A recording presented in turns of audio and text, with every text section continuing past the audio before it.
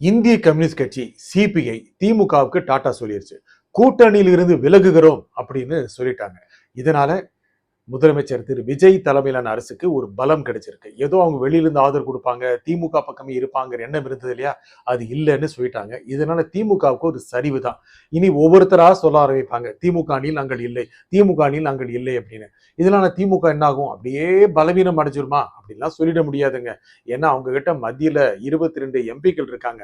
நேரா போனோம், மோடி அவர்களுடைய கையை பிடித்து குலுக்கணும், 2 அமைச்சர் பதவி 2 3 வாங்கணும், நல்லா இருந்தோம் அப்படிங்கிற மாதிரி செஞ்சுக்க தயாரா இருப்பாங்க.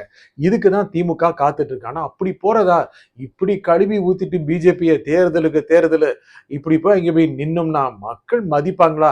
அதெல்லாம் மதிப்பாங்க தலைவா, நம்ம அமைச்சர்கள் ஆயிட்டோம் எல்லாரும் மதிப்பாங்க அப்படின்னு ஒரு எண்ணம் திமுக ஓடிட்டு இருக்கு. அதை மோப்பம் பிடித்த இடதுசாரிகள் தான் டாட்டா காட்டியிருக்காங்க.